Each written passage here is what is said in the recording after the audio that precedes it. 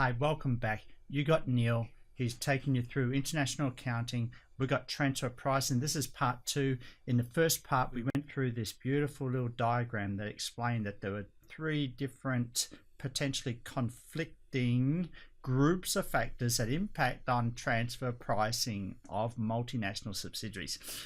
What we mean by these groups are the regulatory environment, organizational efficiency, and the competitive environment. And so not all of these are consistent or are congruent with the perfect transfer price that a multinational wants to set, especially when it comes to the regulatory environment, because governments don't want to lose their tax dollar. They don't want to lose it, not only to interest or royalties, but to transfer pricing policies that enables multinationals to shift money in and out of different countries depending on the tax rate, depending on other governmental costs of operating in that country. So let's have a look in a bit more detail about the government reaction and advanced pricing agreements. That's what APAs stand for. Let's get into the good stuff. In this section, I'm going to talk about the 5 different transfer prices that governments allow you to choose between to justify. And then we're going to talk about the different regulations that governments have set up to move you into one type of transfer pricing arrangement versus another.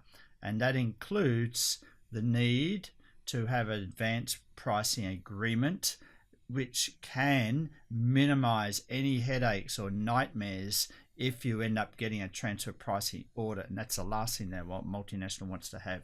So let's get into good stuff. Let's start with the different transfer pricing mechanisms allowed, and then let's get into the government regulations and what they say about when and where these transfer prices should be set. Okay, let's get into the good stuff. All right, so we have government reactions. They're aware that multinationals will use transfer pricing to avoid paying income and other taxes. We know that. And so they do publish guidelines, and they always use this notion of an arm's length price. But what does an arm's length price mean? This is a tricky one. So we can start with the basic definition. An arm's length price is that price that will be agreed on between 2 unrelated parties. So what's an unrelated party, I might ask? Okay, well, let's have a look at some of these definitions in a bit more detail. So under the US transfer pricing rules, it allows the Internal Revenue Service to audit international transfer prices. That means they can come in and visit your company and say, where's your documentation? What is your justification for this price? What's the justification for this price? And they could spend weeks at your organization auditing you. That can slow you right down. So there are penalties are up to 40% of underpayment of taxes because of violating a particular transfer pricing rule. And it applies both to upstream supply chain and downstream distribution sales channels, transactions between the 2 subsidiaries. And it's important because most multinationals have either headquartered in or have significant businesses in the US. And so we're going to look at the laws as they are imposed by the US again, but a lot of countries around the world are wising up to these laws, and they're starting to impose their own laws because they don't want to lose tax dollars to the US just because the US has more wide-ranging laws. Yes, so as we said, the transfer pricing reforms in the US have influenced the regulations in other countries, specifically China too. We need to be aware of this. All right, so generally, the best method rule requires the use of an arm's length concept. And as I said earlier, the arm's length is what 2 unrelated parties would agree to. Okay. Problem with transfer pricing is you're doing it normally with a related party. So the IRS provides correlative relief to help in situations where the IRS agrees with a company's transfer pricing, but a foreign government does not. Wow. So the IRS will come in and bat for you if that foreign country that your subsidiary is in is actually taking too much or penalizing you for a particular transfer pricing arrangement that really isn't against the US government transfer pricing laws. So keep in mind some of these peculiarities of the US law. What about the sale of tangible property? So we want tangible property here. What do we mean by that? There are tangible property, machinery, plant and equipment, goods that are traded between related parties. There are 5 different prices that we can set: comparable uncontrolled price method, resale price method, cost plus method, comparable profits method, profit split method. And really, we really want to start with the first one as the best one to use, all the way down to the 5th one, the least best one you want to use. Okay, this one is going to raise more alarms than using this method here, so just keep that in mind. In terms of rank order, we want to start with comparable uncontrolled price method. Let's have a look at each of these 5 approaches in detail. The comparable uncontrolled price method is as follows. You have a related party here, and you have set a transfer price from maybe the subsidiary to the head office, or head office to the subsidiary. So what we're doing is the transfer price is determined based on reference to the company's sales of the same product to an unrelated buyer. So therefore, maybe you're also selling to an unrelated party. Yes. So you're also selling to the head office or subsidiary, but you're also selling to another company the same product and service. And so the transfer price will be the reference price that you are using for other sales that you're making to unrelated parties. That's the most simple one that we can use. Let's have a look at the second one, the resale price method. Now this is interesting because now this really affects more the B2C. That is, you're selling downstream where you've got a sales subsidiary, it's a distributor, or the subsidiary is a branch office, or the subsidiary is making sales basically in another country, and you're going to have a transfer price. And so normally we will work backwards. So we determine a price here. Why? Because we can objectively find out, oh, how much are you selling that price for? Yes, we can work that out. And so basically with the resale price method is we're working backwards. We're actually going backwards. How? Well, we work out the gross profit, and we take that off the retail price, and then that gives us the transfer price. So out in the marketplace, we know what the price is, but what about the gross profit? We don't know what the gross profit is. That's the unknown, right? Yes, but it is known because we can have reference to an uncontrolled party that is selling for the same price, same product, and then we can find out what is the gross profit that uncontrolled party is making on that price, and then we use that as our reference for the transfer price. You see that? So again, the comparable uncontrolled price method and the resale price method make specific reference to an uncontrolled party. The first one is when you have a price and you're actually transferring goods to the unrelated party. The second one, it may be a party, but it's uncontrolled by the multinational. The multinational is actually trading goods through that party, but the multinational does not control that party. So the most important factor in choosing this method is the similarity in function of the affiliated sales subsidiary and the uncontrolled reference company. So we want a similarity between the sales subsidiary here and the uncontrolled party. If we get that similarity, then we can say, okay, the gross profit that uncontrolled party is making is a good reference to find out the transfer price for the main parent company and their subsidiary. Let's go to number 3, cost plus method. Again, we've got our items here. This is when you don't have an uncontrolled party. Hence, I've got this big circle here.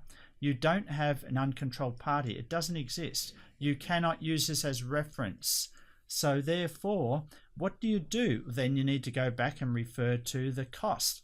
What did it cost you to make the product? And it's most appropriate when comparable uncontrolled transactions don't exist and the sales subsidiary does more than simply distribute finished goods. So the transfer price is determined by adding gross profit to the cost of production. Yes, you got that. So we've got the cost, and then plus we got the GP, and therefore we can actually work out the transfer price that should be transferred to your sales subsidiary. Okay, what about the comparable profits method? Number 4.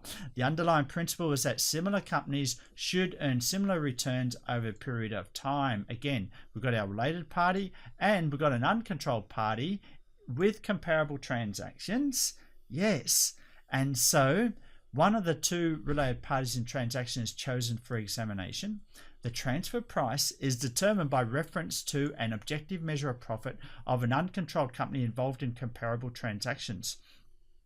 So this is very similar to number 2, where you actually worked out the gross profit of an uncontrolled party. Now you just worked out, okay, what is the objective measure of profit for this party?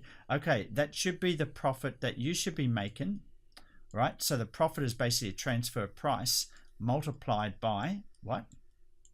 The units sold minus cost of goods sold, right? So we can actually work that back and find out, okay, the transfer price should be to the related party this much, because the profits you should be making should be the same as an objective measure of profit, which is related here. So this is very similar to the number 2 comparable profits method. It's very similar to the number 2 method that we mentioned earlier, which is the resale price method. You've got the uncontrolled party here, it's the gross profit, but with the comparable profits method, we're just looking for an objective measure of profit. So when you go deep into these different approaches, you notice there's a bit of overlap in these approaches. Number 5, let's finish that. Profit split method. What do we do here?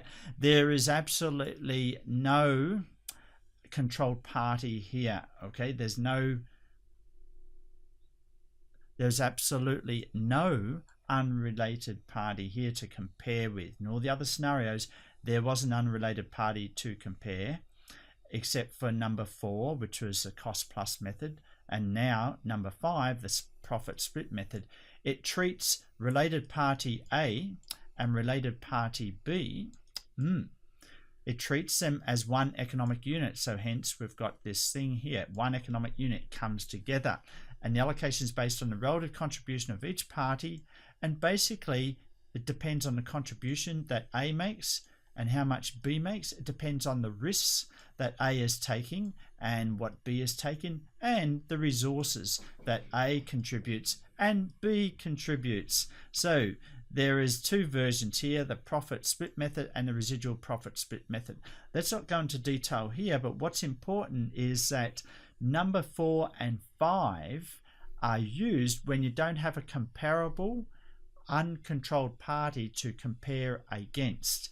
And number 4 and 5, 4, you're actually using a cost plus, and 5, you're actually saying, okay, what's your total share of the pie? Okay, let's split it down the center, taking into account the risks, the resources and contributions by the both parties. See, so there's 1, 2, 3, 4, 5. The government likes all of them if you justify them accordingly. If you have an uncontrolled party that you can compare against, it's highly less likely that you want to justify using number 4 and number 5. You want to use number 3, number 1, 2, and 3, and it's going to be a sounder justification in case you get a tax audit or in getting an advanced pricing agreement. So in summary, we want to have a look at some sale of tangible property. What do we mean by that? Well, it's a machine. This is a machine. It's a sort of a metal rolling machine. More details in an engineering course, but for now we want to transfer that between 2 related parties. So what do? Any transfer pricing method can be used, and it can result in a range of transfer prices. Companies can use discretion to set prices within the range in order to achieve cost minimization objectives. They can also use their best discretion in determining the best method out of the 1, 2, 3, 4, 5. But Section 483 provides guidance on the factors to consider in determining the comparability to uncontrolled transactions. And this specifically relates to number 1, number 2, number 3. That's where you're comparing with an uncontrolled party. So you've got to go back to Section 482 to tell you, okay, when do we do 1, 2, or 3? The taxpayer must provide contemporaneous, within 30 days, documentation justifying the method selected, covering at least 8 specified items. Well, there's a lot of things that you've got to cover here in your justification. So there's substantial reporting and record keeping requirements. What about intangible property? What do we mean by that? We're talking about royalties, licenses, franchises. Yes, you got it. Trademarks. There are 4 methods available for setting transfer prices in this area. There's a comparable uncontrolled transaction method, comparable profits method, profit split method, and there's other unspecified methods. So basically you have limited range of transfer pricing methods used compared to tangible property. Note, the pricing of intercompany loans and intercompany services are also transfer pricing situations. So keep in mind, the pricing of an intercompany loan, how do you price that? Well, it's basically the interest you pay. So you have to justify through a certain benchmark with an uncontrolled entity. If you were to give that loan to an uncontrolled entity, what interest would you charge that? And so that's what we mean by here, that the pricing of intercompany loans, intercompany services are also transfer pricing situations. Of course, services are going to engender services fees and possibly royalty fees. So keep that in mind. When we say the pricing of these also have transfer pricing situations, we're referring to what would you charge as a service or as interest on the loan or the royalties to the recipient who is an unrelated party. And that's the big question. What about advanced pricing agreements? You see, the big cost of multinationals in transfer pricing is actually getting a tax audit. Now, you may pay the penalty, but that audit that takes 1 week, 2 weeks in your office can slow down your business by a greater amount than that tax penalty that's charged on you if you get caught. So you don't want to run the risk of getting a tax audit. So how do you do that? Have an advanced pricing agreement. It takes more time at the front end, but it can pay off big in time because you have that assurance that you're not going to get tax audit. So it's an agreement between a company and the IRS. And again, what I want to say is that China also has advanced pricing agreements and a lot of other developed countries around the world.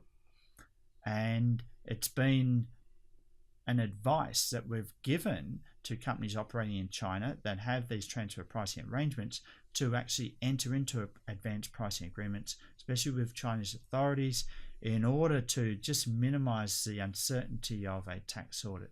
Will you get audited? Will you or won't you? Things like that. So keep in mind, we just want assurance that the approach you're taking, the 1, 2, 3, 4, 5 pricing approaches, will not be challenged, and that you have documentation, you have justified it in the right way, and so everything is actually, all the boxes are ticked, and so you're good to go. So there you have advanced pricing agreements. Now, what are some of the other specifics? Well, it started in USA 1991. There's already 42 agreements in 2001. Approximately 62% involve foreign parent companies. And interesting, the computer and electronics product manufacturing industry have been leading users of advanced pricing agreements. Number one, it makes up a lot of the value-added trade around the world. Okay, huge trade compared to textiles in terms of value-added. When you have that huge margins where, so for example, Apple, 70% of the margins are actually through the software development in USA, the other 10% are really shared in China where the iPhones are assembled. You, in this industry, you can have so much more divergence in where the value is created. But when you make jeans, basically that makes up a large component of the total cost. The design isn't such a big component compared to the cost of manufacture. But with electronics, the design becomes a much larger component, and so there's much greater scope for what we'd say messing around with the transfer pricing. Yes, you know that. So that's why a lot of these players in this industry have gone for advanced pricing agreements just to keep the tax man away, keep that uncertainty away. Yes. So worldwide enforcement, it's a soft target. Why? If I can target your subsidiary in another country, the taxpayers that vote me in as a politician, they're going to go, yay, yes, go get it, get that money and bring it back home. Yes, you can see that rather than ganging up on taxpayers at home by increasing income taxes, service taxes, customs duties, things like that. You got me here, right? So they're going after transfer pricing arrangements all around the world now, not just USA, Canada, Australia, China, a lot of countries, all of the OECD countries. So to avoid lengthy, complicated disputes and increase scrutiny, it's so important to actually go into an advanced pricing agreement, or at least have full documentation so you fully justify as if you're going to have an advanced pricing agreement, even if you don't. A 2010 Ernst & Young survey showed that more than 2/3 of multinational respondents had experienced a transfer price audit somewhere in the world since 2006. More than 25% of completed audits resulted in a tax adjustment, with penalties imposed at almost 20% in those cases. Now you may think, okay, it's not the penalties that cost you. As I said earlier, it's the audit time. You basically have to close down normal operations while the auditors are there, because they want to look at everything. They need to ring people. They need to talk to people. They're going to take up your manager's time, the salespeople's time, other people's time. It's going to slow down lots of operations. That could be even greater value sucking activity than actually the penalties that are imposed later on if you have done something wrong. So there are a number of documented cases of companies, both US and foreign, deemed to have underpaid taxes in the US. Yeah, we know that lots. In one case, a US subsidiary sold bulldozers. You know, bulldozers, you know that too. It's foreign parent for $551 each. And in 1998, 2005, over 60% of US and foreign multinationals paid no US income tax. Can you imagine when you give that information to a taxpayer in the US? They're going to lobby the government to go after that foreign money. Yes. Okay, there is a worldwide trend towards strengthening transfer pricing rules because of this reason, and it's not just the US. So in summary, what do you have to do? I told you about the 5 different ways of calculating transfer prices, but here's what you need to do. There are many types of transfer prices to choose from, but select reasonable transfer prices that don't stand out. You don't want to be out on the edge where it looks different from the norm in your industry. Get references from your mastermind of companies that you may be competing against, so you can just get some sense of the average in your industry of what's going on. Get your documentation ready at the beginning of the tax period, at the beginning of the operating period, not at the end. Okay, and invest resources in obtaining an advanced pricing agreement where possible to minimize uncertainty and minimize the fact that you may get a knock on the door at any time to do a tax audit, and the transfer pricing tax audit can be a real nightmare, and you want to avoid that. So in summary, in transfer pricing, there were 3 areas. That was organizational efficiency, which was all about the human factor. How do you motivate people in the subsidiary? They're away, they got information that you don't have, you got an information asymmetry problem, it's an agency problem. We use transfer prices. Yes. Okay, but also we may want to start to selectively change those transfer prices to minimize tax. for tax planning, and that's where we go over here, because one country has a totally different tax rate than the country of your parent headquarters. Yes, because of that difference in the tax rates, there may be scope for a bit of tax planning to minimize taxes for the group as a whole. And of course, there was a competitive environment that we had to take account of, because your subsidiary, even though you want to minimize the profits in a high taxing country, you may deliberately allow more profits to be made. Why? Because you want that subsidiary to apply for a loan, or you want that subsidiary to do an IPO. You want that subsidiary to have an audit trail of profitable operations for 1, 2, 3 years. You got that. So that was all about partly the competitive environment factor that impacted on how we set transfer prices. But in this section, this last section, this regulatory environment is a huge burden, and it really isn't a value added aspect of transfer pricing, because it's basically the boundaries that you really got to stay within to avoid a tax audit. So it's a necessary evil. It's an administrative nightmare. You must stay within that regulatory environment. Keeping that in mind, you've got those 5 areas of transfer pricing, the 5 different prices. And then you think about, okay, how can I achieve my competitive environment goals? How can I achieve my organizational efficiency goals, given this scope of transfer pricing that is allowed in the USA, operating out of the USA, or operating out of China or Hong Kong or any other country? And so that's the big question that you have. So that's transfer pricing. It's very valuable knowledge to have, and I'll catch you in the classroom. Thank you for watching, and see you.